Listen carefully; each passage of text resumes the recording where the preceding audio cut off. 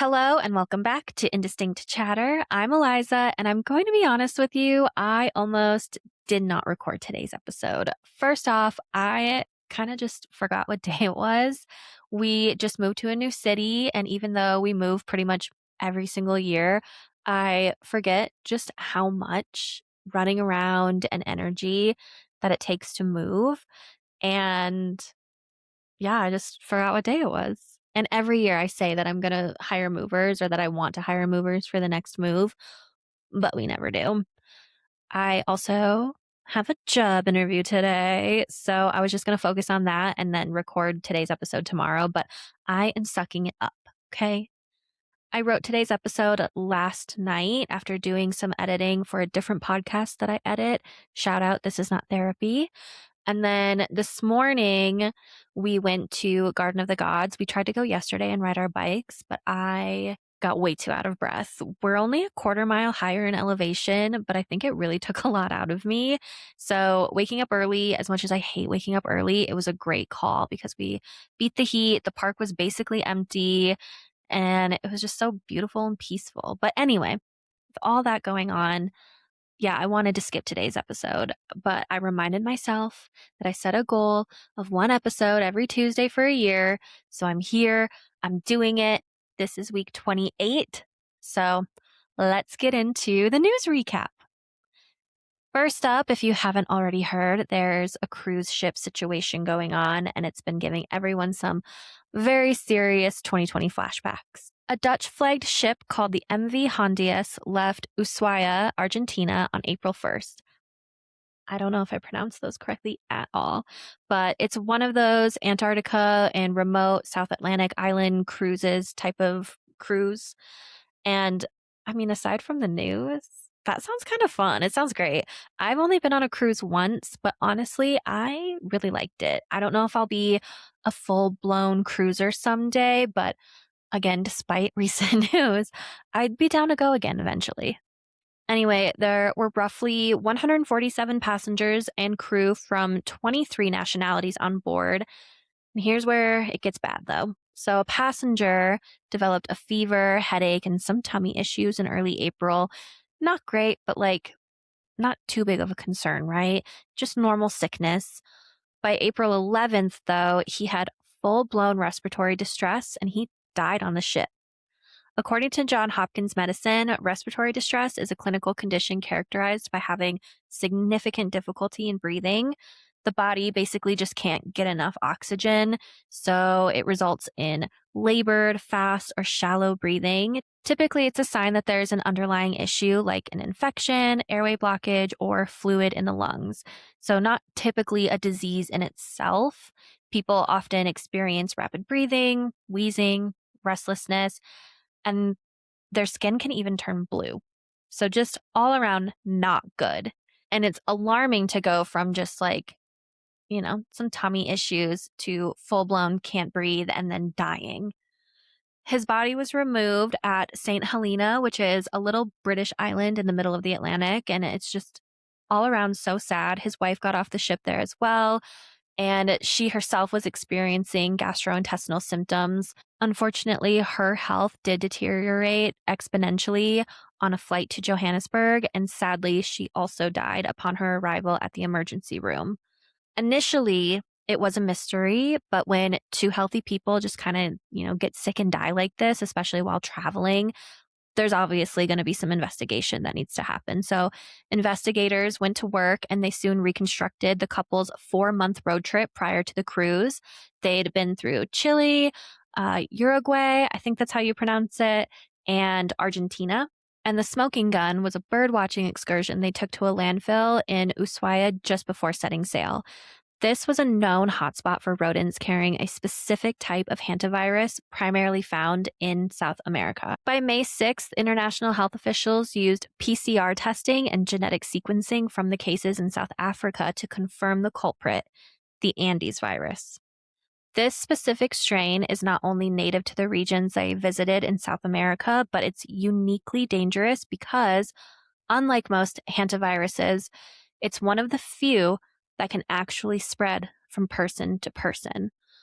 Normally, hantaviruses spread when people inhale aerosols from infected rodent urine, feces, or saliva. So, not like an actual aerosol can, but the small little air particles. You know what I'm saying? It's carried by deer, mice, and often found in rural areas where people are cleaning their sheds or their barns.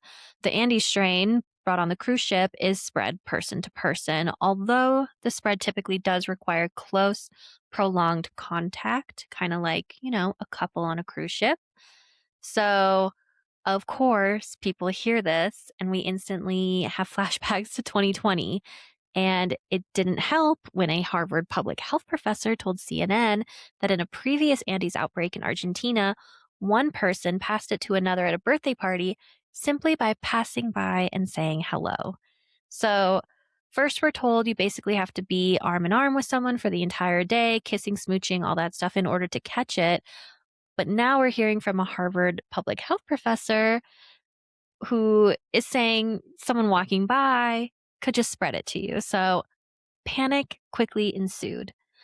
And another scary part of all that is that the virus has a long incubation period, up to 8 weeks, which means people can be infectious before even showing symptoms, probably like our couple from the cruise ship. This can make it incredibly difficult to contain once passengers disembark and fly to different countries. As of right now, 18 people are back in the U.S. being monitored at medical facilities. 16 are at the University of Nebraska Medical Center, and 2 are at the Emory University in Atlanta. One person in Nebraska has tested positive and is in the biocontainment unit. The others are asymptomatic but in quarantine. Good news, though, the WHO's official position is that this is not another COVID-19 and the risk to the general public is low. The CDC has the outbreak classified as a level 3 emergency response, which does sound alarming, but it's more of an operational status and not another hide in your house, the world is shutting down again type of thing. So that's good. I don't think that we can take another pandemic, at least not anytime soon. And if you know me, you know that I like to find stories within stories. And there is a little subplot in this story about the CDC itself, something that we should be keeping in mind. A former CDC director told CNN that the agency is, quote, on the sidelines in this response, still reeling from thousands of staff being fired and currently having only a part-time director, which that's great. That's cool. Good timing. I love that for everyone. Sadly, in total, 3 people have died. The ship is docked in Tenerife in the Canary Islands. Passengers were evacuated and flown home. We're being told that it's being managed, but if you're wanting to go on a cruise, I would maybe just wait it out.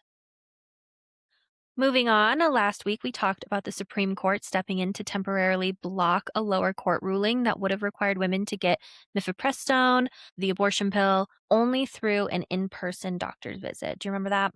No more mail, no more telehealth. And just a reminder, over 60% of abortions in the US use medication, and a quarter of those happen via telehealth. Well, I have an update, if you can call it that, I guess. It's not really an update. They're still stalling. Justice Samuel Alito, who handles emergency appeals from the Fifth Court, has now extended the stay through Thursday at 5 p.m. This means as of today, you can still get mifepristone through telehealth or by mail for now. The underlying case, according to CNN, is Louisiana suing the FDA, arguing that the Biden-era rule allowing telehealth access undermines Louisiana's near-total abortion ban. A federal district court sided partly with Louisiana, finding the FDA's policy was arbitrary. Then a Fifth Circuit panel of 3 judges, all appointed by Republican presidents, immediately suspended the FDA rule. And that's what kicked off this whole emergency appeal situation. According to NPR, nearly 24 Democrat-led states filed a brief arguing that the appeals court decision essentially let Louisiana's policies override the choices of states that have specifically chosen to protect abortion access. So as of now, we don't know what's going to happen on Thursday. We don't know if the ban will expire, if it's going to get postponed. We don't know. What we do know is that this is being called the most significant abortion case to reach the Supreme Court since Roe was overturned in 2022. And like I said last week, whether you're pro, anti, or indifferent about abortion, you should still be paying attention to this because If they come for one medication, they can come for any. On to our third headline, and I know people have opinions about this, but we're going to talk about it anyway. So on May 8th, the Trump administration released a collection of declassified government records on UFOs, or as the government is now officially calling them, unidentified anomalous phenomena, UAPs. The first batch included 162 files, 120 PDFs, 28 videos, and 14 images, gathered from the FBI, the Department of Defense, NASA, and the State Department. There's even a whole acronym for this program, PURSUE, PURSUE, Presidential Unsealing and Reporting System for UAP Encounters. Now, I do think it's important to note that the documents don't suggest any wide-ranging government cover-up of extraterrestrial encounters. There's no confirmed evidence of beings from other planets yet. No indication the government has had interaction with aliens, allegedly. But some of this stuff is still interesting, even for me, who's very afraid of space. I'm not afraid of aliens for some reason. I don't know. I don't make the rules on my fears. They're just kind of there and they do what they want, and I don't really have control over them. The most compelling case in the files is a 2-day incident over the western U.S. in 2023, where federal law enforcement officers independently reported strange encounters with orbs, with one reporting, quote, orbs launching other orbs. Like orbs birthing baby orbs. Oh. The Pentagon called it among the most compelling reports they hold. There are also Apollo mission transcripts in these released files, reports from U.S. troops to Iraq and Syria, and a 2025 account from a senior intelligence officer relayed to the FBI. What gives me a little giggle, though, is where they put all this information. So the dedicated government website, this is what gives me the giggle. The dedicated government website is war.gov/UFO. It sounds so fake to me. It sounds like something that they would put in like a Disney Channel movie or something, but hey, that's our government now. I guess the website was glitchy at first, but more files are coming out on a rolling basis. So keep an eye on it. There's no confirmed aliens, maybe some hints at something else. Who knows? Maybe it's just a distraction. I'll let you be the judge. So, recap here, we've got a virus, we've got medical control, we've got UFOs, and next up, hackers. So if you went to college or you have kids in school, you might be familiar with Canvas. Personally, I hated it. It's the platform that teachers use to post assignments, grades, lecture videos, messages, all of it. It sounds great, and maybe it's better now, but when I attempted college, it was a very big, just glitchy mess. It has over 30 million active users globally. More than 8,000 institutions are customers of Canvas. And last Thursday, it went down for thousands of schools and universities during a cyber attack right as students were prepping for final exams. Harvard, Columbia, Princeton, Georgetown, Virginia Tech, and K-12 districts across a bunch of states were all affected. Students logged on and found a ransom note from a hacking group called Shiny Hunters, which honestly, they have a great name. I wish I had used that for like my Hotmail back in the day or something. Shiny Hunters. Oh, it sounds so cool. Shiny Hunters is described by researchers as a loose affiliation of teenagers and young adults based in the US and the UK. According to NBC News, these are not sophisticated nation-state hackers. They're apparently kids who also hacked Ticketmaster back in 2024.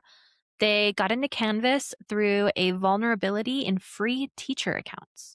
The group claimed nearly 9,000 schools worldwide were affected, with billions of private messages and other records accessed. And according to one report, the stolen data may affect 275 million users. That's students, teachers, and staff. So names, email addresses, student IDs, private messages between students and professors. Basically, they got it all. Canvas came back online on Friday, but the group had given a deadline of May 12th, which is today, for schools to, quote, negotiate a settlement. Cybersecurity experts noted that Shiny Hunters removed some of its public posts, which sometimes means negotiations are happening behind the scenes or payments were made. The FBI has advised everyone affected to not engage with anyone claiming to have their data, not to respond to demands, or to send payments. Honestly, I don't know if this is a bad take, but hacking is so fascinating to me. Like, I'm certainly not condoning it, but it is kind of wild how hackable anything is. Like, I think it's so cool, but it's also so bad. But at the same time, I wish I could do it. But also, I'm terrified of it happening to me, even though I have nothing to hack and nothing to offer. Anyway, if you're a user of Canvas, keep an eye out for phishing scams and all that fun stuff. And that is some of the news that has happened since we last chatted. Let's get into today's episode, though. So, today we are chatting about something that I've been seeing all over social media over the past month or so, maybe a little bit more. And honestly, I was kind of afraid to talk about it. It was really giving me the heebie jeebies, but it's been on my mind a lot and I keep seeing more and more theories about it. So we're going in. Today, we are going to chat about the scientists, the missing and dead scientists, the ones the FBI is now investigating, apparently, the ones the White House called pretty serious stuff. You know, the ones that TikTokers have been nonstop talking about. We'll start with the facts and then we can get into the theories a little bit, but these are real people, so I do want to stay respectful to them and their loved ones. Plus, honestly, the facts are wild as it is. I don't think that we need to sensationalize it, I guess. So let's start at the beginning because this didn't just explode out of nowhere. It feels like it did because I feel like I didn't start hearing about it until a month ago, but it wasn't an overnight thing. So the story really started getting attention in February of this year when William Neal McCasland, a 68-year-old retired Air Force Major General, was reported missing from his Albuquerque, New Mexico home by his wife on February 27th, according to Rolling Stone. He left behind his prescription glasses, his phone, and his electronics, and he's thought to have taken his .38 caliber revolver with him. And as of right now, he has not been found. So why did Neal's story catch so many people's attention? Well, Neal commanded the Air Force Research Laboratory at Wright-Patterson Air Force Base in Ohio. And if you know anything about UFO lore, Wright-Patterson should already be a ding, ding, ding. That's the base that has been at the center of UFO conspiracy theories since the 1940s, including the Roswell incident. And allegedly, Neal was deeply embedded in some of the Pentagon's most advanced aerospace research. His wife actually addressed the conspiracy theories early on. She wrote on Facebook that since his retirement 13 years prior, he had only very commonly held clearances, and that it seemed quite unlikely that he was taken to extract dated secrets from him. She also noted that he had only a brief association with the UFO community when he worked as a consultant for a fiction book. But his disappearance opened the floodgates because it turns out there are other names. And I mention this a lot, but we as humans love to find patterns. And when you start laying out all the names of the missing and dead scientists over the past handful of years, it starts to feel like this might be something deeper, maybe something sinister. So let's walk through who we're talking about here. And as always, I apologize for mispronunciations. First, we have Michael David Hicks. Michael was a research scientist at NASA's Jet Propulsion Laboratory. He worked on the DART project, the one that crashed a spacecraft into an asteroid. He died in July 2023. His daughter told CNN he had medical problems and said there's no train of logic to implicate him in a federal investigation, according to Newsweek. Frank Myvold was a researcher also at JPL. He died in Los Angeles in 2024 at age 61. Monica Jacinto Riza was a 60-year-old aerospace engineer who was director of materials processing at JPL. She worked on rocket engines and she disappeared on June 22nd, 2025 while hiking in Los Angeles County.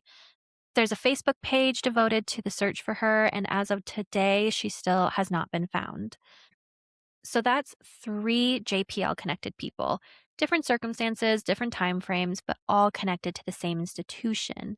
However, I do think it's important to note that there is no indication that they worked on the same projects. Then we have Anthony Chavez, a retired engineer who had worked at Los Alamos National Laboratory. He worked in nuclear weapons research, and he disappeared from his New Mexico home in May of 2025. There have been exhaustive searches, no signs of foul play, and no signs that he was planning to leave. So a lot of people have questions. Melissa Casillas, an administrative assistant with high-level clearance from Los Alamos, was last seen in June of 2025 walking on a highway near Tulpa, New Mexico, leaving her belongings at home and a phone that had been factory reset. And the factory reset thing is a very alarming, not just to me, but to a lot of people.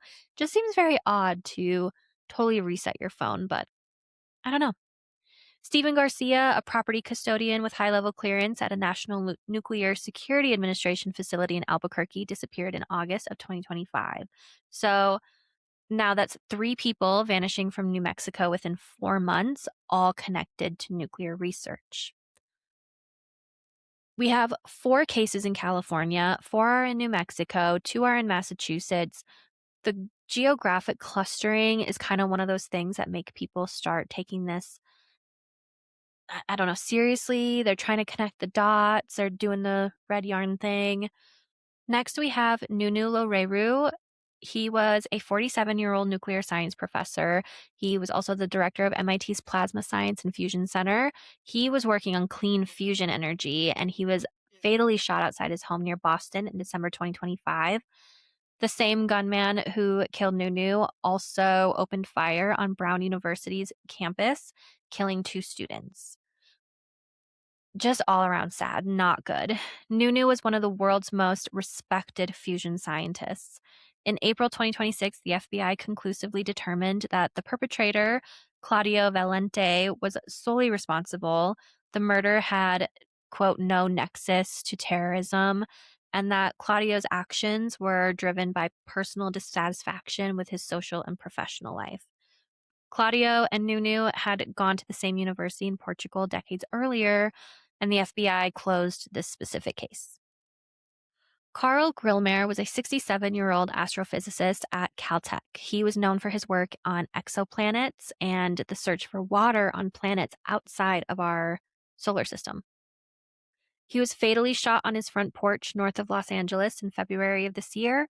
Authorities arrested a suspect who they don't believe knew Carl. The suspect was a neighbor with a history of erratic behavior who had previously trespassed on Carl's property. So a separate motive, no connection to his work. Again, the FBI found an answer there and closed the case. Jason Thomas was a pharmaceutical scientist. He disappeared in December 2025, and his body was found on March 17th of this year. His wife told Dateline that he had been struggling with the recent deaths of his parents when he disappeared. And then there's Amy Eskridge, who is the one case that personally unsettled me the most. Maybe it's because I see clips of her videos online and I haven't really seen clips of these other missing and dead scientists. If you can still find her videos online, check them out. I do find them very eerie. I don't know if that's the right word. Amy was 34 years old and died by suicide in Huntsville, Alabama in 2022. She had been working on developing anti-gravity technology. She actually co-founded the Institute for Exotic Science. Her family told CNN she was a marvelously intelligent person who suffered from chronic pain. And they said that people should realize that scientists die also and to not make too much of this. And I want to respect that. They're not wrong. Anyone can die by any means, regardless of their status, their job, their whatever. But here's what's kind of hard for people to ignore. So, allegedly, a former British intelligence officer who had been in contact with Amy said she had sent him a text message saying, quote, "If you see any report that I killed myself, I most definitely did not." She also reportedly told him not to accept any claims she had overdosed or harmed anyone else. And she allegedly told him she feared she was being targeted by a directed energy weapon. And she even allegedly sent photos of discoloration on her hands.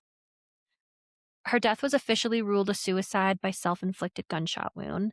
Her father, who is a former NASA employee, insists there's nothing suspicious about it.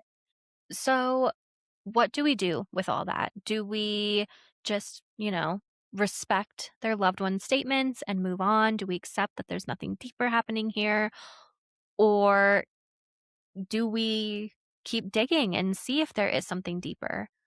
When Fox's Peter Doocy asked White House Press Secretary Caroline Leavitt in April about 10 American scientists who had either gone missing or died since mid 2024, Leavitt said she would look into it. And then the next day, Doocy asked Trump directly, and Trump said that he had just left a meeting on the subject. Shortly after that, Leavitt announced the White House would launch an investigation. Then the House Oversight Committee announced its own investigation. The FBI said it is spearheading the effort to look for connections into the missing and deceased scientists and is working with the Department of Energy, Department of War, and state and local law enforcement. Trump himself told reporters, quote, "I hope it is random, but we are going to know in the next week and a half." He said that weeks ago, by the way. We're still waiting.